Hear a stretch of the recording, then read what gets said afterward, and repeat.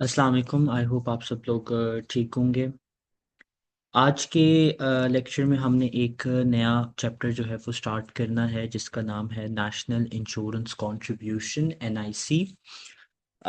NIC की बात करें, सबसे पहले एनआईसी होता क्या है। तो जिस तरह यूके में टैक्स जो है वो डिडक्ट किए जाते हैं आपकी डिफरेंट सोर्सेज ऑफ इनकम से, इसी तरीके से आपकी जो सोर्स ऑफ इनकम होती है, आइदर वो एम्प्लॉयमेंट इनकम है या वो आपकी ट्रेडिंग इनकम है या प्रॉपर्टी, जो भी जिस भी तरह की इनकम है, उसमें टैक्स के साथ साथ एक और मैंडेटरी डिडक्शन होती है जिसको एनआईसी कहते हैं, नेशनल इंश्योरेंस कॉन्ट्रीब्यूशन। अब ये नेशनल इंश्योरेंस कंट्रीब्यूशन क्यों डिडक्ट की जाती है? तो जो यूके गवर्नमेंट है वो इसको डिडक्ट करके जो आपकी डिफरेंट सोशल सिक्योरिटी सर्विसेज होती हैं उनको फंड करती हैं। जिस तरह यूके में नेशनल हेल्थ सिक्योरिटी है, जिसको एनएचएस कहते हैं। इसके अलावा जो आपकी जो यूके गवर्नमेंट आपको बेनिफिट्स देती हैं, let's say job seeker benefit है। अगर आप एक यूके सिटीजन हो और आपको जॉब नहीं मिल रही तो आपको एक लिमिटेड टाइम के लिए कुछ बेनिफिट्स दिए जाएंगे। फिर जो लोग अब डिसेबल होते हैं या जो स्पेशल नीड के लोग होते हैं, उनके लिए उन यूनिवर्सल क्रेडिट्स जो है वो गवर्नमेंट देती है। तो ये जो जितना भी पैसा होता है, ये कहाँ से आता है? ये बेसिकली उन लोगों की इनकम से आता है जो लोग कमा रहे होते हैं। तो आपकी जो एनआईसी है ये बेसिकली एक मैंडेटरी टाइप ऑफ डिडक्शन है जो आइदर आप एम्प्लॉयड हो या सेल्फ एम्प्लॉयड हो, आपको पे करनी पड़ती है। नेशनल इंश्योरेंस कंट्रीब्यूशन की जब हम बात करते हैं तो एग्जाम वेटेज के पॉइंट ऑफ व्यू से ये एक 2 to 4 मार्क्स का वेटेज है इस चैप्टर का। ये चैप्टर एज अ एमसीक्यू आपको सेक्शन ए में टेस्ट हो सकता है। एज अ सिंगल एमसीक्यू ये सेक्शन बी में किसी भी एमटीक्यू का हिस्सा बन के आ सकता है। स्पेशली इनकम टैक्स के क्वेश्चंस के साथ ये एक दफा पूछा जा सकता है। और अगर 15 मार्क्स का जो इनकम टैक्स का क्वेश्चन हम सेक्शन सी में करते हैं, वहां पर भी वन लाइनर एनआईसी का क्वेश्चन वो आपसे पूछ सकता है। तो मैक्सिमम मार्क्स इसके 2 to 4 मार्क्स हैं। इससे ज्यादा एनआईसी जो है वो नहीं टेस्ट होता एग्जाम में। लेकिन इसको ये जिस तरीके से टेस्ट होता है वो आपके ओवरऑल मार्क्स पे जरूर अफेक्ट डालता है। कि लेट्स से अगर ये सेक्शन सी में टेस्ट हो रहा है तो इसकी अगर कैलकुलेशंस आपने खराब कर दी या गलत कर दी तो ओवरऑल इसका आपके पूरे क्वेश्चन पर इम्पैक्ट पड़ता है। चलिए सबसे पहले हम इसकी थ्योरी की बात करते हैं, जो बड़ी ही बेसिक और बड़ी ही इजी थ्योरी है। और उसके बाद हम इसके कुछ क्वेश्चंस देखते हैं। ये चैप्टर जो है वो आपका 1 डे में कंप्लीट हो जाना चाहिए। एक लेक्चर में भी ये कंप्लीट हो जाएगा और आपका ये काम है कि आज ही इस चैप्टर को वाइंड अप कर दें। जब हम एनआईसी की बात करते हैं तो आपने ये बात याद रखनी है कि एनआईसी, जैसे मैंने आपको भी बताया, कि एनआईसी एम्प्लॉयमेंट से भी रिलेट करेगी और सेल्फ एम्प्लॉयड से भी रिलेट कर रही होगी। ठीक है। तो आपने ये बात याद रखनी है कि जो एनआईसी है वो आपकी एम्प्लॉयमेंट से भी रिलेट करेगी और सेल्फ एम्प्लॉयमेंट से भी रिलेट करेगी। पहले हम बात करते हैं एनआईसी फॉर एम्प्लॉयमेंट। ये आप प्लीज अपने पास जरूर नोट करें। छोटे छोटे से इसके पॉइंट्स हैं जो आपको क्वेश्चन सॉल्व करते हुए जरूर हेल्प आउट करेंगे। देखिए, जब हम एम्प्लॉयमेंट की बात करते हैं तो एम्प्लॉयमेंट पे एम्प्लॉय और एम्प्लॉयर दोनों आ जाते हैं। अब जब हम एनआईसी फॉर एम्प्लॉयमेंट की बात करते हैं तो दो तरह की एनआईसी हमारे पास होती है। पहली जो एनआईसी है उसको हम कहते हैं क्लास 1 एनआईसी। ठीक है। जो पहली एनआईसी है, नेशनल जो टाइप, ये बेसिकली टाइप्स आ जाती हैं। ठीक है। जिस तरह टैक्स की डिफरेंट टाइप्स होती है, इस तरह एनआईसी की भी डिफरेंट टाइप होती है, बेस्ड ऑन कि वो किस पर टैक्स की जा रही है। और दूसरी होती है क्लास 1 ए एनआईसी। ठीक है। देखिए, एनआईसी अगर एम्प्लॉयमेंट की बात करते हैं तो दो एनआईसीज हैं, क्लास 1 एनआईसी, क्लास 1 ए एनआईसी। ठीक है। क्लास 1 ए एनआईसी कौन पे करता है? तो बड़ा ही आसान सा इसका जवाब है कि ये कौन पे करेगा? ये एम्प्लॉयर पे करेगा, पेड बाय एम्प्लॉयर। ठीक है। क्लास 1 ए एनआईसी आपका कौन पे करता है? एम्प्लॉयर पे करता है। क्लास 1 एनआईसी की जब हम बात करते हैं तो इसकी फर्दर दो टाइप्स आ जाती हैं। एक हमारे पास होती है क्लास 1 की प्राइमरी, क्लास 1 प्राइमरी टाइप। और इसी तरह एक आ जाती है क्लास 1 की सेकेंडरी टाइप। ठीक है। अब जो क्लास 1 प्राइमरी है वो आपका एम्प्लॉय पे करता है। और क्लास वन जो सेकेंडरी है वो अगेन एम्प्लॉयर पे करता है। तो याद रखिएगा क्लास वन जो है वो प्राइमरी वो आपकी पेड बाय एम्प्लॉय, और जो क्लास वन सेकेंडरी है ये आपकी पेड बाय एम्प्लॉयर। तो इन क्रक्स अगर हम यहां पर बात करें तो आपका जो एम्प्लॉय है वो कौन सी एनआईसी पे करता है? Class one primary NIC. और आपका जो एम्प्लॉयर है वो कौन सी एनआईसी पे करता है? Class one secondary NIC and class one A NIC. ठीक है, तो आपने याद रखना है कि आपकी एनआईसी फॉर एम्प्लॉयमेंट के केस में या एम्प्लॉय के केस में जो क्लास वन प्राइमरी है वो एम्प्लॉय पे करेगा, वन सेकेंडरी एंड वन ए जो है वो आपका एम्प्लॉयर पे करता है। अब हम जरा देखते हैं कि क्लास वन प्राइमरी एनआईसी कैसे पे की जाती है और इसको पे करने की क्या सर्टेन रिक्वायरमेंट्स है। तो हम यहां पर इसको जरा डील कर लेते हैं। देखिए क्लास वन प्राइमरी की जब हम बात करते हैं तो सबसे पहले तो आपको ये बात अब पता चल गई है कि ये कौन पे करेगा, ये एम्प्लॉय पे करेंगे। लेकिन एम्प्लॉय किस पर पे करेंगे? तो एम्प्लॉय बेसिकली पे करते हैं number one on gross cash earnings. ठीक है, अब देखिए मैंने यहां पर वर्ड क्या यूज किया है कि ग्रॉस कैश अर्निंग्स का। ग्रॉस का मतलब है कि इसमें से टैक्स आपका अभी फिलहाल तक डिडक्ट नहीं हुआ हुआ, और कैश अर्निंग्स का मतलब है कि ये सिर्फ उन चीजों पर लगाया जाता है जो आपके एम्प्लॉय को कैश में मिलती हैं। तो इसका बड़ा सिंपल सा आंसर है कि देखो कौन सी ऐसी चीजें हैं जो एक एम्प्लॉय को कैश में मिलती हैं। तो देखें, आपकी सैलरी, आपके बोनस, आपके कमीशन, ये तमाम चीजें एक एम्प्लॉय को किस पे मिल रही होती हैं? कैश में मिल रही होती हैं। ठीक है, फिर इसके अलावा जो है आप कह लो कि कोई भी ऐसी चीज, एक इसमें एक बात आती है that is vouchers exchangeable for cash. कोई भी ऐसा वाउचर जिसके बदले एम्प्लॉय को कैश मिल सकता है, वो तमाम चीजें आपकी कैश अर्निंग में क्लासिफाइड हो जाती हैं। ठीक है जी, आई होप सो यहां तक बात समझ में आ गई होगी। फिर इसके अलावा एक और पॉइंट इसमें यहां पर आ जाता है कि अगर तो आपका एम्प्लॉयर जो है वो कॉस्ट ऑफ ट्रैवल, यानी अपने एम्प्लॉय को घर से ऑफिस तक जो है वो ट्रैवल करने के लिए 45 पेनीज, जो कि आपको पता है कि अलाउेबल माइलेज अलाउंस होता है एएमपीएम, तो वो आप अगर 45 पेनी से ज्यादा पे करता है, यहां पर ये नंबर 3 हो गई, ये नंबर 2 हो गई, और नंबर 1 क्या है कि cash paid in excess of 45 pennies for work to office travel. ठीक है, तो ये वो तमाम चीजें हैं जो आपको अगर कैश में मिलती हैं तो इस पर आपका जो एम्प्लॉय है वो क्या देगा? वो एनआईसी क्लास वन प्राइमरी पे करेगा। ठीक है, तो याद रखिएगा class one primary gross cash earnings पर लगती हैं, और ये मैंने ग्रॉस कैश अर्निंग्स आपके सामने लिख दी हैं। अच्छा, इसके बाद जो है आपने ये बात याद रखनी है कि क्लास वन प्राइमरी कौन बंदा देगा? तो हर वो बंदा जिसकी एज 16 और अबव है वो ये क्लास वन प्राइमरी एनआईसी जो है वो पे करेगा। अच्छा, अब इसके बैंड्स की बात कर लेते हैं। तो कोई भी ऐसा बंदा जो 1 पाउंड से लेकर 12570 पाउंड तक कमा रहा है, उसको कोई भी एनआईसी देने की जरूरत नहीं है। कोई भी बंदा 1 पाउंड से 12570 तक कमा रहा है, जो कि बेसिकली आपकी पर्सनल अलाउंस की अमाउंट है, उस पर उसको एनआईसी देने की जरूरत नहीं होती। फिर इसके बाद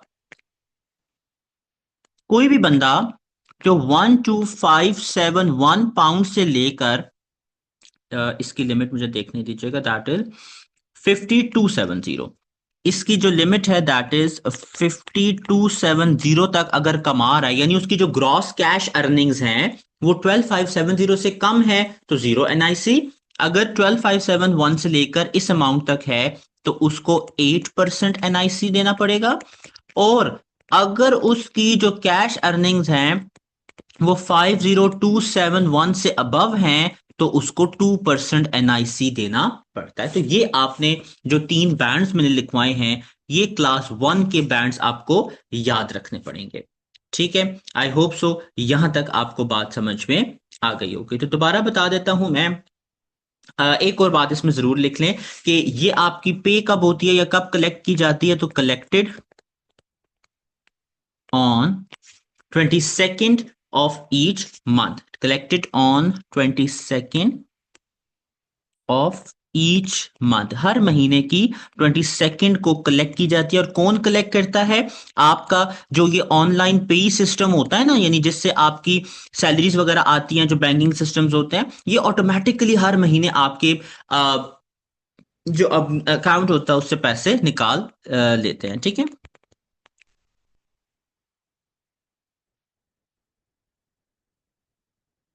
अच्छा जी, आई होप ये सो।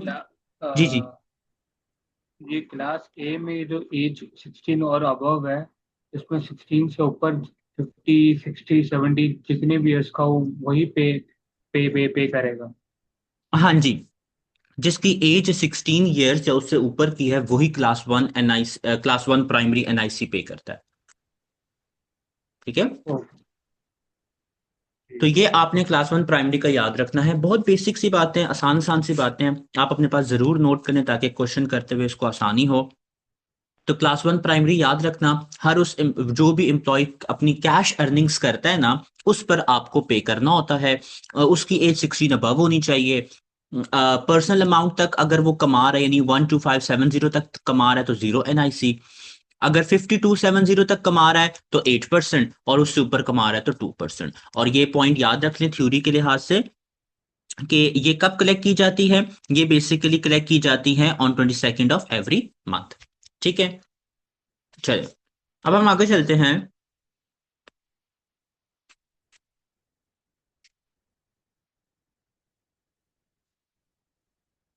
अच्छा, अब हम जरा क्लास 1 ए की पहले बात कर लेते हैं। वन सेकेंडरी पे बाद में आते हैं, वो थोड़ा सा लंबा है।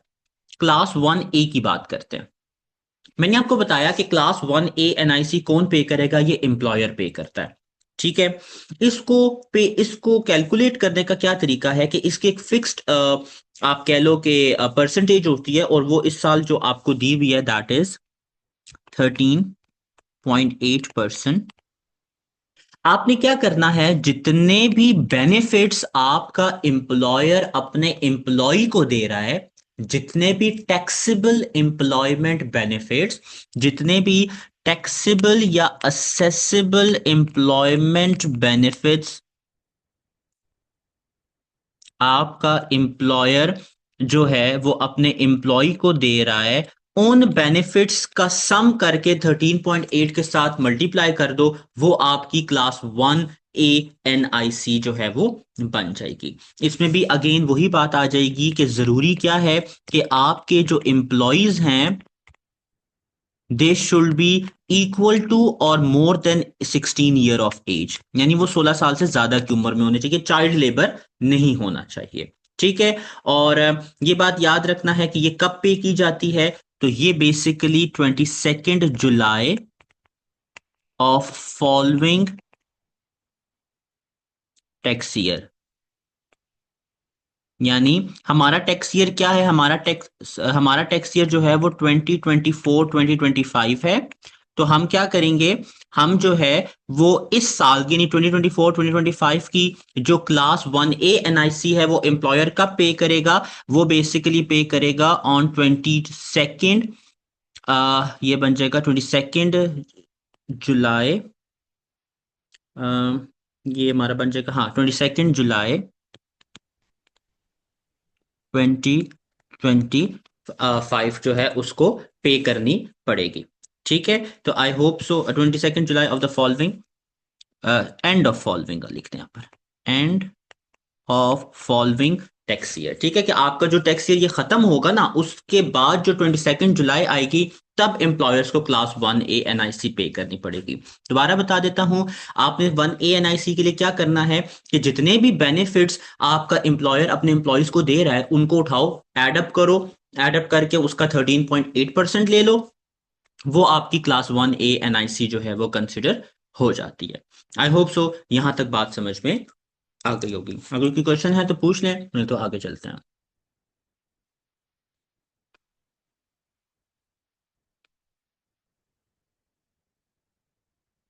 चलिए,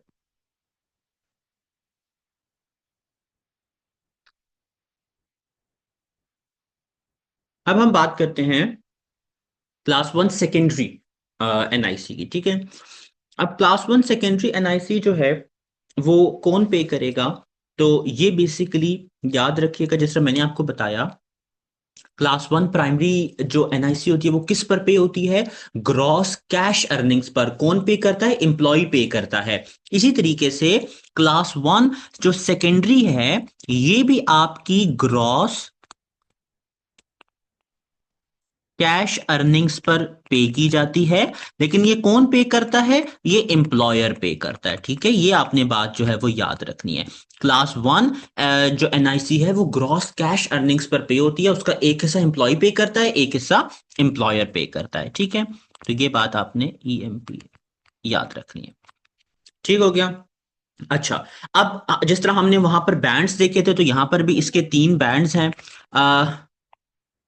तीन बैंड्स जो है वो क्या है? तो देखें, सबसे पहले अगर आप की एम्प्लॉयज की अर्निंग 1 पाउंड से लेकर 9100 पाउंड तक है तो 0 एनआईसी लगेगी।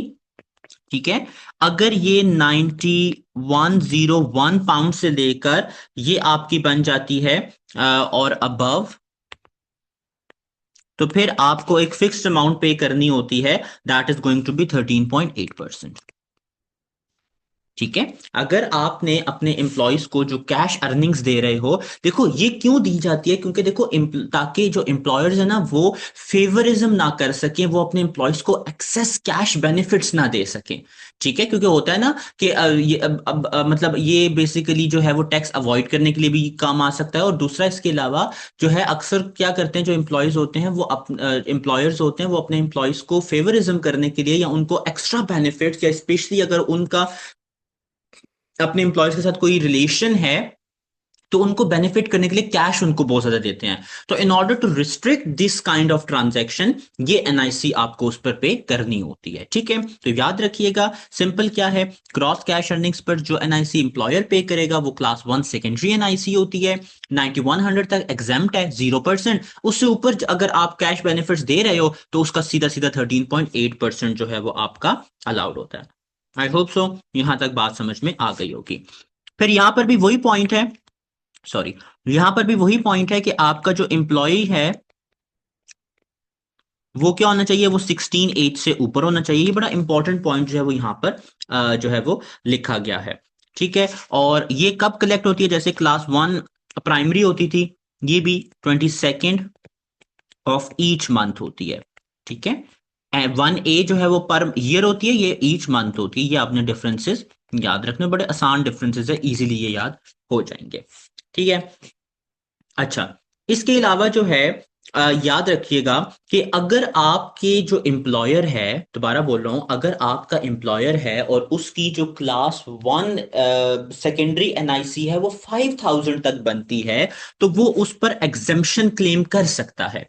यानी देखो, अगर तो फॉर इंस्टेंस मैं ये कहता हूं कि मेरी जो मैं एम्प्लॉयर हूं और मेरी क्लास वन सेकेंडरी एनआईसी 3000 बनी है, तो मैं उस पर एग्जेम्पशन क्लेम कर सकता हूं। लेकिन वो एग्जेम्पशन आपको दो कंडीशंस की बेसिस पे मिलती है। मैं यहां पर लिखता हूं कि if NIC is up to 5000 then exemption can be claimed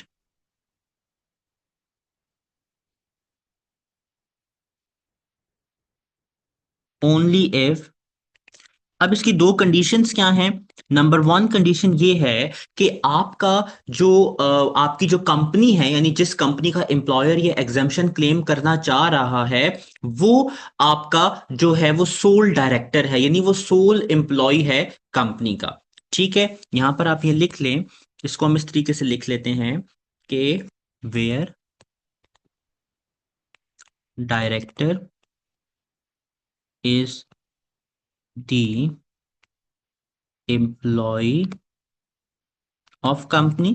ठीक है, जिधर आपका जो डायरेक्टर है वो कंपनी का where director is the sole employee, ठीक है, जहां पर आपका जो डायरेक्टर है वो कंपनी का एक वाहिद एम्प्लॉय है, तो फिर ऑब्वियसली वो already class one primary NIC दे रहा होगा, तो इस केस में फिर वो एग्जेम्पशन जो है वो क्लेम कर सकता है, ठीक है। और इसके अलावा जो सेकंड ऑप्शन है वो क्या है कि इन प्रीवियस ईयर जो एम्प्लॉयर की एनआईसी कंट्रीब्यूशन है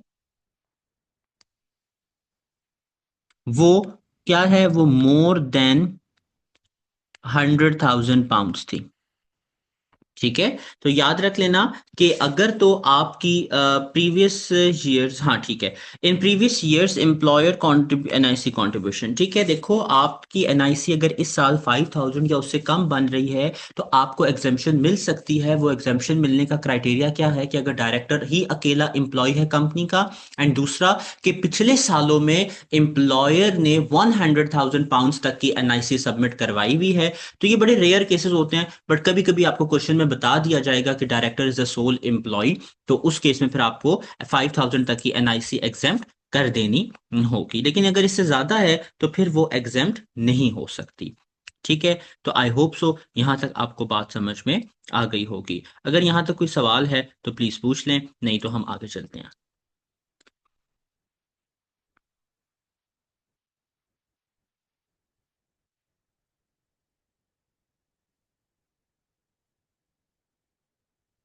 चलिए जी, आई होप सो आपने ये साथ साथ लिख लिया होगा।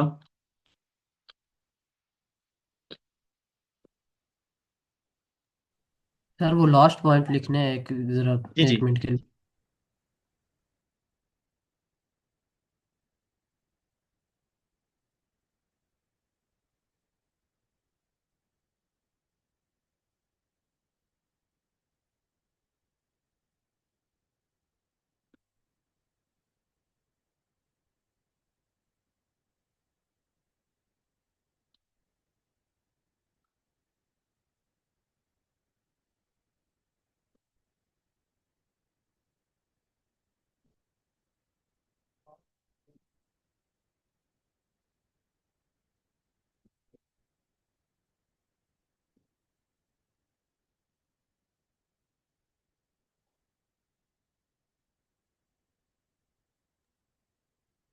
सर लिख लिए।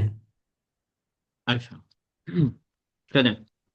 अब तीन एनालिसिस हमने बात कर ली, क्लास वन जिसमें primary and secondary, and class one NIC, ठीक है।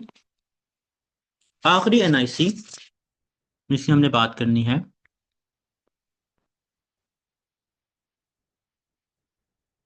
NIC for self employed.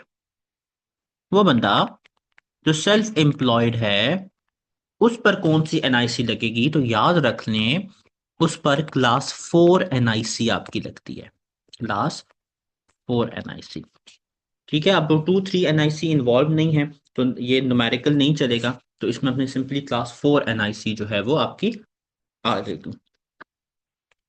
अब क्लास फोर एनआईसी किस पर लगती है, जैसे मैंने आपको बताया सेल्फ एम्प्लॉयड है, तो आपके माइंड में क्लिक करना चाहिए कि सेल्फ एम्प्लॉयड क्या अर्न करेगा, ट्रेडिंग प्रॉफिट अर्न करेगा।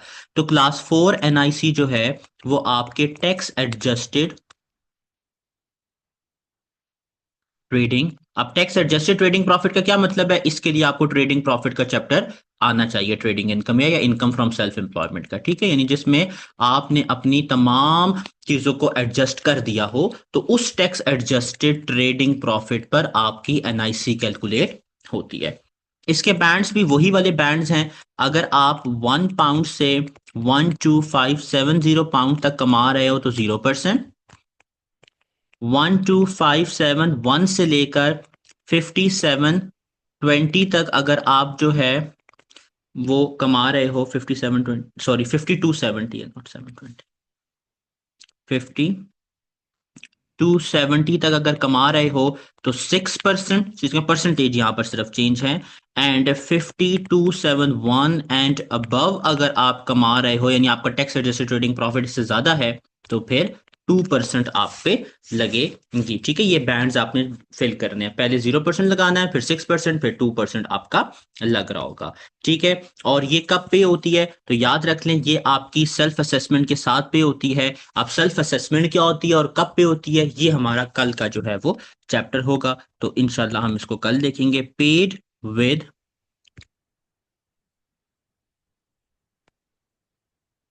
अफाक सेल्फ भाई एक क्वेश्चन था। असेसमेंट। जी जी प्लीज पूछें। अब जैसे ये आपने बताया 50,271 पे हम लगाएंगे 2%। तो लेट इसी से पर। हमारी बनती है, इतनी बनती है, तो 1 से लेके जो 570 उस पे 0%। जी जी फिर उसके उसके बाद से लेके जो जी 52.7 उस ऐसा पे ही है। इस तरह से। जी जी, ठीक। जिस तरह आप अपना टैक्स नहीं लगाते हो, बैंड्स फिल करते हो, उसी तरीके जी से ये भी करना है। ठीक। ठीक है? अच्छा, सेल्फ असेसमेंट के साथ पे होगी। ठीक है, और हाँ आई गेस बस ये इसमें बातें थी कि क्लास 4 एनआईसी जो है वो आपकी टैक्स एडजस्टेड ट्रेडिंग प्रॉफिट पे लगती है, ये उसके बैंड्स हैं। ये नोट कर लें, तो इसके सवाल करने हैं आपकी किट से, बुक से, और फिर हम इस चैप्टर को क्लोज कर देते हैं। ये चैप्टर इतना ही था।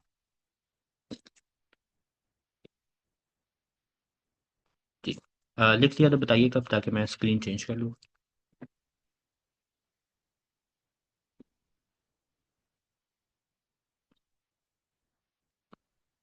तभी ये स्लाइड्स सेव करके आप सेंड नहीं कर सकते। चलो मैं ट्राई करता हूँ, मैं सेंड कर दूंगा, क्यों, लिखने में क्या मसला है। नहीं नहीं नहीं नहीं, मैं लिख तो रहा हूँ। मैं वैसे भी पूछ चलो मैं ट्राई जैसे करूंगा इसको सेंड करने का, मैंने कभी सेंड की नहीं। चलो मैं देखता हूँ कि सेंड हो सकती है तो मैं कर दूंगा। सर,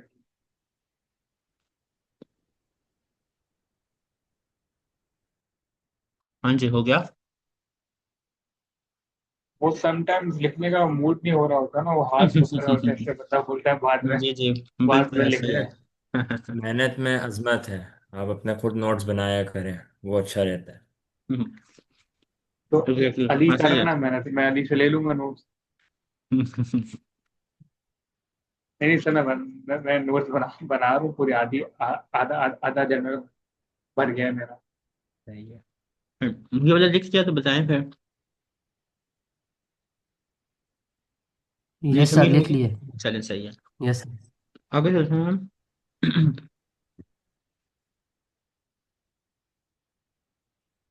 चलें, ये बेसिकली आपको चैप्टर 11 है, तो आप देख सकते हैं इसमें सिर्फ बिल्कुल 2 पॉइंट्स थे जो हमने समझने थे। ठीक है, जैसे अब देखते हैं, हम थ्योरी वाइज कुछ हमसे रह ना गया हो तो मैंने आपको क्लास 1 एम्प्लॉय भी बता दिया, एम्प्लॉय भी बता, अच्छा क्लास 1 एम्प्लॉय इसको पढ़ते हैं, मैंने क्लास 1 प्राइमरी सेकेंडरी जो है आपको बता दिया। ठीक है, अब देखो, क्लास 1 एम्प्लॉय कौन पे करेगा, एम्प्लॉय पे करता है। एम्प्लॉयर कौन कौन सी पे करेगा, class 1 secondary and class 1A। और सेल्फ एम्प्लॉयड जो होगा वो सिर्फ क्लास 4 पे करेगा। ठीक है, बात आपने याद रखनी है।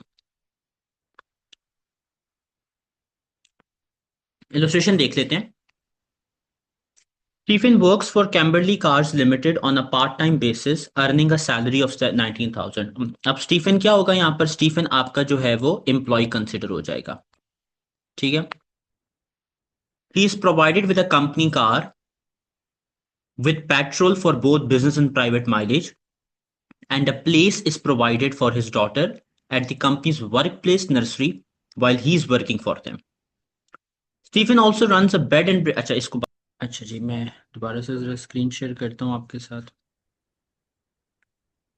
अच्छा, चलें, ये देखें कि मैं आपको बता रहा था कि स्टीफन जो है वो कैम्बरली कार्स के लिए वर्क कर रहा है, उसको कंपनी गाड़ी भी मिली हुई है, पेट्रोल भी मिला हुआ है, और अपनी बेटी के लिए उसको वर्क प्लेस नर्सरी भी मिली हुई है। ठीक है, अब देखो किस तरह की क्लास एनआईसी इस पे लगेंगी, तो देखो स्टीफन बीइंग एन एम्प्लॉय वो कौन सी एनआईसी देगा, वो देगा क्लास 1 प्राइमरी एनआईसी, या सिंपल आपको क्लास 1 एनआईसी जो है आप इस पे लिख सकते हो।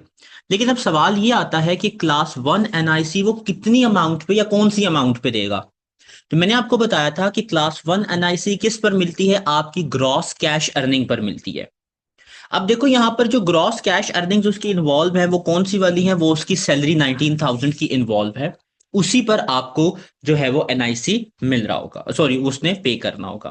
तो ये देखें, class 1 employee NIC based on his salary from Camberley car of 19,000। अब इस पे 19,000 पे कैसे मिलेगी, तो हमने तो ये पढ़ा था ना कि 1 से लेकर 12,570 तक 0% है। तो आप क्या करोगे, आप 19,000 में से 12,570 माइनस करो, बाकी जो भी अमाउंट बचती है उस पर 8% एनआईसी लगा दो, क्योंकि 12,570 तक तो 0% एनआईसी है, उससे ऊपर जितनी भी अमाउंट होगी उस पर 8% लग जाएगा। ठीक है, आई होप सो यहां तक आपको बात समझ में आई होगी। इसी तरीके से Stephen also runs a bed and breakfast business. अब also runs a bed and breakfast business, इसका मतलब है कि ये सेल्फ एम्प्लॉयड है। सेल्फ एम्प्लॉयड के लिए कौन सी वाली एनआईसी होती है, क्लास 4 एनआईसी जो है वो आपकी इन्वॉल्व हो जाएगी।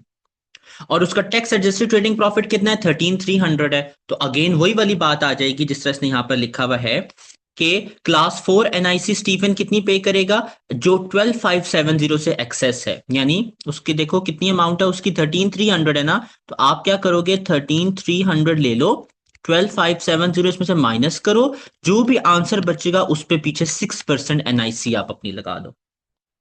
ठीक है, आई होप सो यहां तक बात समझ में आ गई होगी। अब दूसरा वो कहता है कि जो कैम्बरली कार है वो कौन सी पे करेगी, तो कैम्बरली कार एक एम्प्लॉयर है। एम्प्लॉयर कौन सी पे करेगा, वो पे करेगा क्लास 1 एनआईसी जो सेकेंडरी होगी, and class 1A NIC. 1A कैसे पे करेगा, जो भी 19,000 है प्लस जो भी गाड़ी का खर्चा आ रहा है, प्लस जो भी बेटी को नर्सरी में डालने का एम्प्लॉयर पे जो खर्चा आ रहा है, वो सारे खर्चे एड अप हो जाएंगे और उसका 13.8% जो है वो कैलकुलेट हो जाएगा। ठीक है, आई होप सो यहां तक आपको बात समझ में आ गई होगी। पाक भाई सॉरी, वापस ज़रा एक्सप्लेन कर देंगे हाँ सर? ठीक है, देखो जो कैम्बरली कार है, कैम्बरली कार वो क्या करेगा, वो क्लास 1 एनआईसी पे करेगा। 1 एनआईसी तो सिंपल वही है ना, 19,000 है, उस पे से 12,570 निकाल दो, पीछे जो भी बचेगा उस पर रेलिवेंट परसेंटेज निकाल दो, जो मैंने आपको बताई थी कि वो रेलिवेंट परसेंटेज कौन सी वाली होगी फॉर द एम्प्लॉयर, वो आपकी 13.8% हो जाएगी। ठीक है, उसके बाद क्लास 1A एनआईसी की जब हम बात करते हैं, तो क्लास 1A एनआईसी आपके जितने भी नॉन कैश बेनिफिट्स होते हैं उन पर लगती है, जितने भी असेसिबल या टैक्सेबल बेनिफिट्स होते हैं उन पर लग रही होती है। ठीक है, तो उसमें कंपनी की गाड़ी है, उसकी जो उसका जो भी खर्चा आ रहा होगा एम्प्लॉयर पे, जो भी बिजनेस प्राइवेट माइलेज का खर्चा आ रहा होगा, जो भी नर्सरी में का खर्चा आ रहा होगा, वो सारे खर्चे ये नॉन कैश बेनिफिट्स हैं, इन सबको ऐड करेंगे, इन सब पर हम 13.8% लगाएंगे। देखो उसने यहाँ पर लिखा भी होगा, हाँ ये देखो, class 1A NIC based on the taxable employment benefits arising from the provision of company car and private petrol to Stephen. इस पर जो भी खर्चा होगा वो आपका सारा आ रहा होगा। बेटी को अगर नर्सरी में डाला है और वो सिर्फ अगर स्टीफन को अलाउ है बेटी को नर्सरी में डालना, तो वो वो भी टैक्सेबल होगा। अगर वो तमाम एम्प्लॉयज के लिए अवेलेबल है, तो आपने पढ़ा होगा कि वर्क प्लेस की जो नर्सरीज होती हैं वो वाली सर्विस एग्जेम्प्ट बेनिफिट के तौर पे ट्रीट कर दिया जाता है। ठीक है, आई होप सो यहां तक बात आपको समझ में आ गई होगी। चलिए एक दफा पढ़ लीजिएगा ये जितनी भी डेफिनेशन है, ठीक है, ऑल्दो मैंने आपको बता तो दी है कि ग्रॉस अर्निंग में कौन कौन सी चीजें आएंगी, ये सारी तो ये मैंने आपको बता तो दिया है सारा, लेकिन फिर भी एक दफा रीडिंग बेशक स्टडी हब से कर ले, बेशक यहाँ से कर ले, आपकी मर्जी है, आपने एक दफा रीडिंग जरूर कर लेनी है। ठीक है, एक और इलस्ट्रेशन इसकी देख लेते हैं। Leah and Ariel are employed by Garden Gnomes Limited and both pay into the company's occupational pension scheme.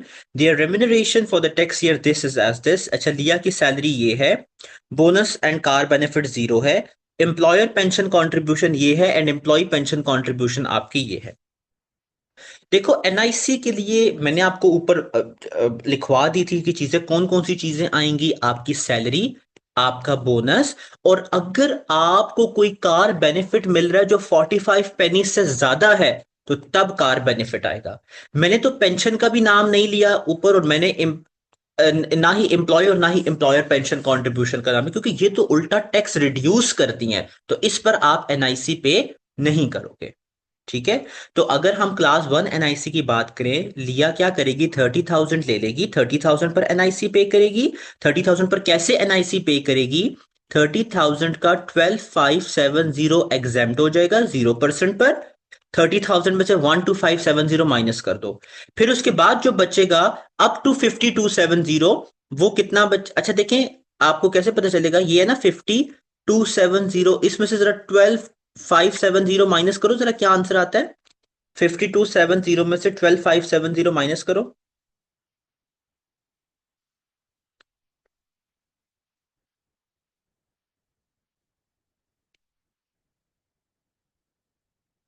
जल्दी बताएं।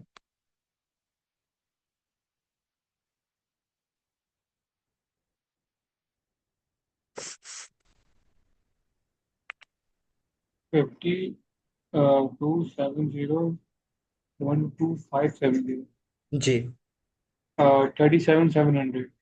37700, इसका मतलब है जो आपका सेकंड बैंड है उसमें अप टू 37700 की इनकम हम किस पर, फॉर द एम्प्लॉय के केस में 8% पर टैक्स जो है वो कर सकते हैं। ठीक है, तो इस तरीके से आपने इन चीजों को सॉल्व करना होगा। और एरियल के केस में देखो 55,000 की सैलरी आ जाएगी, 4,000 का बोनस आ जाएगा। अब देखो उन्होंने कार बेनिफिट इंक्लूड नहीं किया हुआ। क्यों इंक्लूड नहीं किया हुआ? क्योंकि आपको पता है कि अप टू 10,000 माइल्स 45 पेनीज के लिहाज से कितना अमाउंट बनती है, ये बनती है 4500 बनती है। उसको कार बेनिफिट कितना अलाउ हो रहा है, 3950। ये तो आपका 4500 से कम है, इसका मतलब है ये आपका इस पर एनआईसी नहीं लगेगी। हाँ, अगर 4500 से ज्यादा होता तो फिर आपकी एनआईसी जो है वो लगती। यहां तक बात समझ में आई आप लोगों को?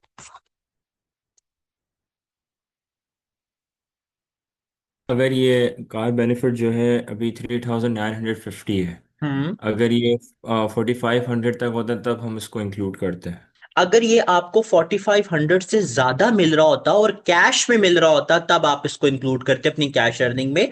ये थर्ड पॉइंट पढ़े। अगर ये कैश में आपको नहीं मिल रहा ना तो फिर ये क्लास 1A में चला जाएगा।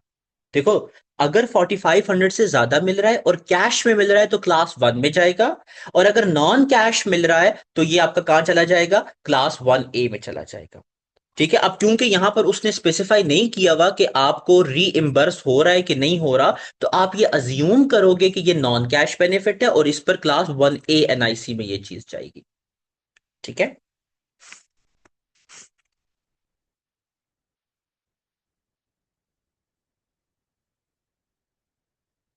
जी, यहां तक बात समझ में आ गई। जी सर। अच्छा, तो ये बात भी मैंने आपको बता दी थी कि एनआईसीज किस पर लगती हैं, यूके के एम्प्लॉयज पर अबव 60 एज उसकी होनी चाहिए, और पर्सनल अलाउंस से ऊपर की अगर वो इनकम कमा रहा है तो फिर उस केस में उस पर एनआईसीज लगेंगी। ठीक है, तो ये सारी चीजें मैंने आपको बता दी हैं, इसको जरूर एक दफा आपने सिर्फ वन टाइम रीड कर लें, that is more than enough, लेकिन बातें सारी मैंने आपको इसमें बता दी हैं। एनआईसी के क्वेश्चन देख लें एक और। Millie is employed by Blue Force Limited and is paid an annual salary of £49,000. Millie is provided with the following taxable benefit: company गाड़ी भी मिल रही है and voucher for the local gym भी मिल रहा है। ठीक है, calculate Milly and Blue Force limited class 1 NIC liability due to tax year. देखो मिली को क्या मिल रहा है, मिली को जो है वो सैलरी मिल रही है कितने की, 49,000 की। ठीक है, अब मिली को कंपनी की गाड़ी भी मिल रही है, लेकिन देखो कंपनी की गाड़ी ये कैश बेनिफिट नहीं है, ये नॉन कैश है, तो हम मिली की क्लास 1 एनआईसी में इसको इंक्लूड नहीं करेंगे। लेकिन voucher for the local gym मैंने आपको लिखवा दिया था ऊपर के, जो वाउचर्स होते हैं जो कैश में कन्वर्टेबल होते हैं वो आपके चार्ज, सॉरी वो आपके एनआईसी कंसिडर किए जाते हैं। तो 49,000 ये वाली इनकम, 2,000 आपका ये वाला टोटल, उस कितना बन गया, 51,000। तो जो मिली है वो किस पर एनआईसी देगी, 51,000 पर। और वो किस तरीके से देगी, तो आपने क्या करना होगा, 51,000 में से पहले वाला 12570 माइनस कर दो, वो जीरो पे एग्जाम्प्ट होगा, सॉरी 12570 जीरो पे एग्जाम्प्ट हो जाएगा। ठीक है, उसके बाद 51 में से 12570 निकाल दो, अगर जो पीछे बचती वाली अमाउंट है वो 37,700 से कम है तो वो सारी की सारी 8% पर, अगर कुछ ज्यादा है तो फिर 37,708 पर, और जो बाकी रिमेनिंग होगी वो आपकी 2% पर टैक्स हो जाएगी। ये बात समझ में आई आपको?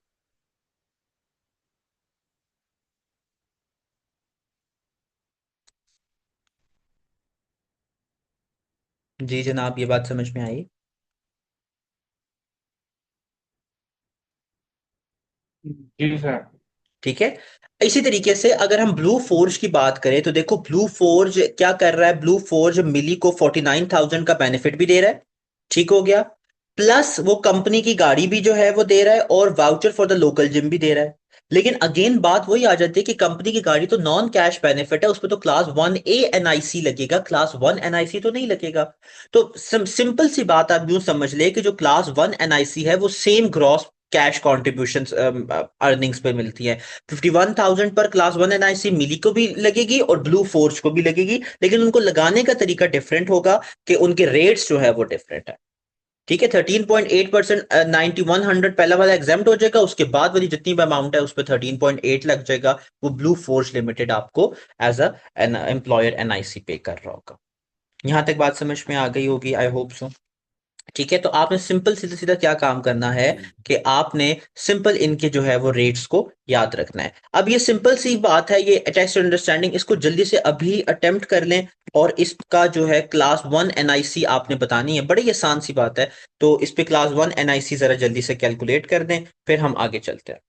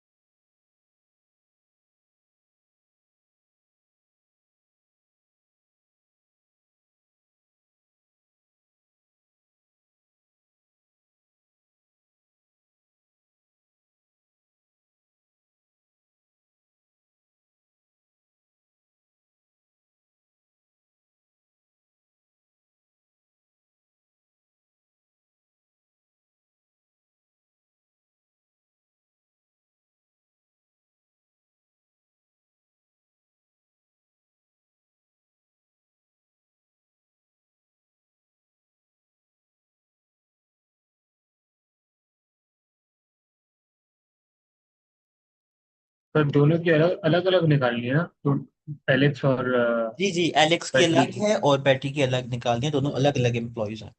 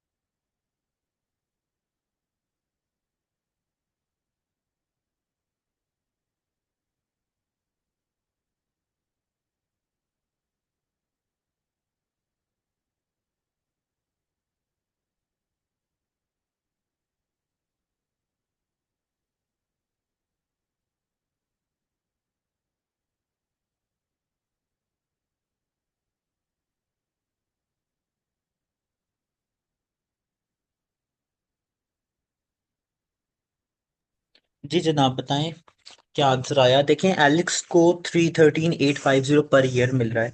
आपने सीधा सीधा क्या करना है, इसमें से 12,570 माइनस करो, क्योंकि उस पर तो 0% टैक्स होगी।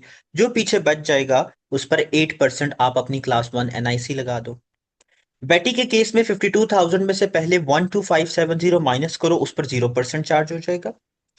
बाकी अगर जो आंसर आता है 12,570 माइनस करने के बाद, अगर वो 37,700 से कम है तो उस पूरे पर 8% लगाओ। अगर 37,700 से ज्यादा है तो 37,700 तक 8% और बाकी जितनी भी एक्सेस है उस पर 2% लगा दो। ठीक है, ये बात समझ में आई आप लोगों को? जी सर, 3050 आ रहा है उसका ठीक हो गया। बैटरी का बैटरी। सही है, ठीक है जी, चलें।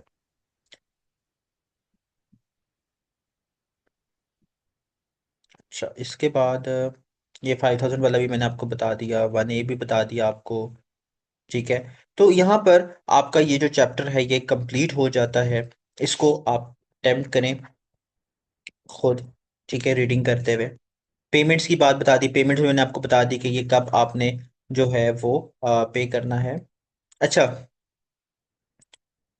अ, अच्छा, ये जो क्लास 1A NIC मैंने आपको 22 जुलाई लिखवाई है, अच्छा ये आपकी बुक्स में 19 जुलाई उन्होंने कर दी है, तो इसको प्लीज थोड़ा चेंज कर दीजिएगा कि 19 जुलाई जो है for the end of next year, however most business पे इलेक्ट्रॉनिकली एंड देयरफॉर। अच्छा ठीक है, अच्छा सही है, ये वाली सही होगी। अगर देखें इलेक्ट्रॉनिकली अगर आप पे कर रहे हैं, जो मैंने आपको लिखवाई है वो 22 जुलाई बनेगी, ठीक है। वैसे बाय 19 जुलाई जो है वो कंपनीज पे कर देती हैं, क्योंकि आजकल इलेक्ट्रॉनिक का सिस्टम है, तो फिर वो उसकी डेडलाइन 3 डेज ज्यादा हो गई है, तो वो 22 जुलाई जो मैंने आपको लिखवाई थी वो आ जाएगी, ठीक है। तो आप बेशक इलेक्ट्रॉनिकली इसी वाली के साथ जो है जब चले जाएं, 22 जुलाई कंसिडर कर लें। देखो, इलेक्ट्रॉनिक पे day should be used in the examination, ठीक है। तो आपने ये 22 जुलाई ही लिखी रहनी है बस, लेकिन सिर्फ पता होने के लिए जरूर पता हो कि भाई 19 जुलाई मैनुअली आ जाती है, 22 जो है वो इलेक्ट्रॉनिकली आ जाती है, ठीक है। यहाँ पर आपका ये चैप्टर कंप्लीट हो गया है। अब आपका ये काम है कि आप लोग जो है वो, ये क्लास 4 एनालिसिस है, ठीक है। आपका ये काम है कि इस चैप्टर को अभी और इसी वक्त रीड आउट कर लें। रीड आउट करके इसकी जितनी भी टेस्ट अंडरस्टैंडिंग्स है बस उसको सॉल्व करें। उसको सॉल्व करने के बाद जो इसके एंड में जो चैप्टर के क्वेश्चंस है, ये जो प्रैक्टिस क्वेश्चंस होती हैं, किधर गया ये वाले, ये जो प्रैक्टिस जैसे ये अभी सॉल्व कर ले और आपका एनआईसी का चैप्टर जो है वो क्लोज हो जाएगा। कल इंशाल्लाह हम इसके बाद एक जो थ्योरेटिकल चैप्टर है टैक्स एडमिनिस्ट्रेशन का, वो उसको कवर अप करते हैं, ठीक है। उसको कवर अप करने के बाद फिर उसके बाद हमारा सिर्फ कंपनी रह जाएगा, और फिर हम प्रॉपर तरीके से कंपनी जो है वो स्टार्ट कर देंगे, ठीक है। यहाँ तक अगर कोई सवाल है तो पूछ लें, नहीं तो हम इसको कंक्लूड करते हैं। एनआईसी बड़ा ही आसान चैप्टर है।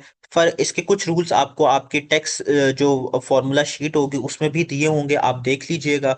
आई एम नॉट श्योर कि कौन कौन से रूल्स हैं, पर एक दो रूल्स एनआईसी के दिए होते हैं वहां पर, जो दिए होंगे उनको याद करने की जरूरत नहीं है। बाकी चीजें आपको याद रखनी पड़ेंगी। 2 to 4 मार्क्स तक इसकी वेटेज होती है, लेकिन ये जब बाकी क्वेश्चन का मिल के आता है तो फिर वो थोड़ा ज्यादा कंसिडर किया जा सकता है, ठीक है। ऑल दो सेक्शन ए में आता है तो फिर सिर्फ 2 मार्क्स का इसी तरीके के जैसा क्वेश्चन आपको सामने दिए हुए हैं, इसी तरीके के क्वेश्चन जो हैं वो कंसिडर होंगे, ठीक है। यहाँ तक अगर कोई सवाल है तो पूछ लें, नहीं तो हम इसको कंक्लूड करते हैं।